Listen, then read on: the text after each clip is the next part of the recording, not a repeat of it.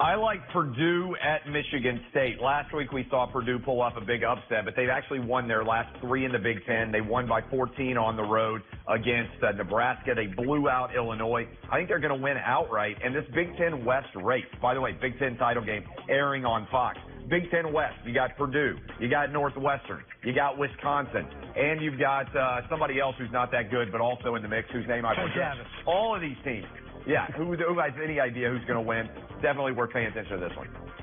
You know what I love about this show, guys? It's a gambling show, and you guys talk about can't miss, under-the-radar games for bettors. And neither of you have bet the games that are so far under the radar, you want to try and keep them there.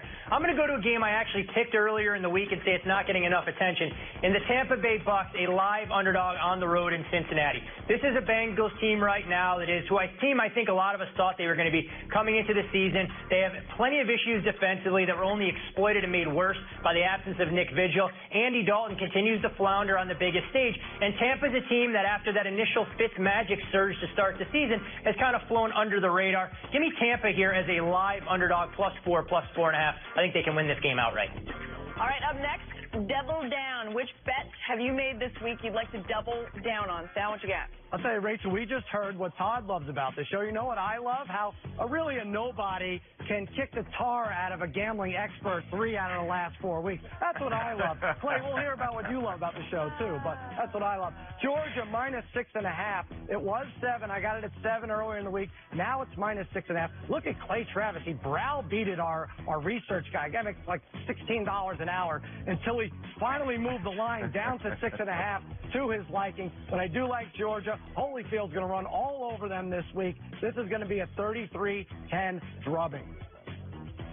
My favorite thing about the show is Furman's sideburns, without question. Actually. Tremendous. The best thing. Those are also nominated for an iHeartRadio award. By the way, I work at iHeart. Not saying I can make it happen, but Sal, maybe you give me a little good tips here, a little bit of gambling tips on baseball. Might be able to make it happen. Okay. Not saying I'm going to sell the win, but I might be willing to do that. Let me tell you this right now. Go into that. You and my wife both. Here's the play. All right. Kentucky is going to go on the road against Mizzou. All right. Kentucky, this line has already moved. I'm a genius. I told you to take it at 6.5. I told you it's going to be a bloodbath. Mizzou is going to win this game by 20. It's not going to be close. It is my double down game, even though the line has now moved to 7. And it really bothers Furman because he tried to jump on this and said it was his favorite college play of the week, too. But he waited 2 days after I gave it out. Dirty move by Furman. I actually like this game, too. It scares me half to death that Clay and I are sharing a brain on a college football game. And I have to make fun of myself here because I picked on you guys. My double down game, I haven't actually put money on yet on the show. I'll do it later. But it's the Baltimore Ravens. I know they did me dirty last weekend because Justin Tucker broke his long-standing streak of making extra points, chip shot, field goals, what have you. But you know what? They may have bucked me last week. We're going right back to that horse this week. It's the Baltimore Ravens, the best bet you can make in the National Football League on Sunday. How can you double down on a bet that you haven't even made? That defeats the entire purpose of the double down. Because I knew what I was going to bet, and I'm now going to double down on it going forward, Clay, because unlike some of your picks, this one actually has a chance to win. All right. Let him lose his voice. Yeah, Don't that's stop. fine. Keep going. Keep yelling.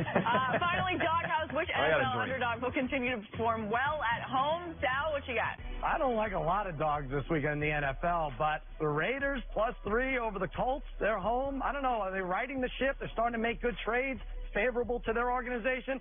Probably not. But the Colts are 2-7 in their last 9 against the spread following a win. They could drop it this week. I don't know what we do with the Raiders. The Colts, here's the thing. I bet them on Monday at 20-1 odds to win the AFC South, so they'll probably start blowing it the rest of the way. That is an awful bet. What were you even? I don't even know what to say. I'm blown away by the stupidity of that bet. The Colts are awful. Here's 20-1. 20-1. They're awful. They're not going to. What are you doing, Sal? There we go. Knock the crown off your head for that bet. Let me tell you. Yesterday, I said I like Cam Newton at 28-1 because he's the ultimate front runner. He has the ability, unlike any quarterback I've ever seen, to when things go well, things keep going well, and when things go bad, things keep going bad. Whatever I'm trying to say. He's on a roll right now. All right. This is my Jordan flu game. Years from now, they're going to talk about this tape. They're going to go back and they're going to look at it and they're going to say, you know what? for television, sports, media, gambling shows, this was the equivalent of when Jordan went off in the playoffs, what Clay Travis did today. No, and I'm telling you right now, the Carolina Panthers, -2, I can barely talk. The Carolina Panthers, +2, -2, whatever's going to happen. I don't even need numbers. The Panthers are going to win big. How is he jet lagged like 9 days later? This doesn't make sense. You know, this is amazing, and I've got a drink. Makes me even more confident to double down on Baltimore here. But this reminds me of like that Seinfeld episode where Clay thinks he's Jerry Seinfeld. He goes out there, tries to take a dive for Banya. People are so rattled right now. I can't even get my picks across here. But it's the Arizona Cardinals in the pillow fight of the NFL week as a 1-point home underdog. The 49ers are -15 in the turnover department.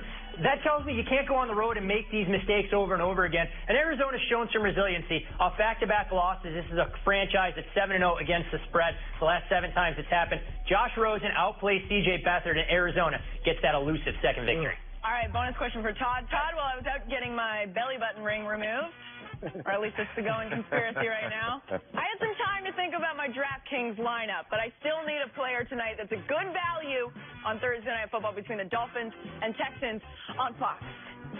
Well, producer Royce picked on me for choosing Saquon Barkley on Monday, going after the highest priced guy who didn't really do a whole heck of a lot. So we're going to go under the radar here with Jakeem Grant. He was actually on the field for the Dolphins 71% of the snaps once Albert Wilson left with that hip injury, and he's boomer bust potential. I know the receiving yards aren't there. He hasn't caught a touchdown in almost a month, but he's a guy that needs to step up and be that utility, that pocket knife, so to speak, for Adam Gase's offense. Jakeem Grant in space makes at least 1 or 2 big plays, and he's a sleeper you need on your DraftKings roster. All right, thanks, buddy. Play free for your share of $200,000 in cash prizes on DraftKings tonight for the Dolphins versus Texans game. Download the DraftKings app and sign up using promo code LOCK today.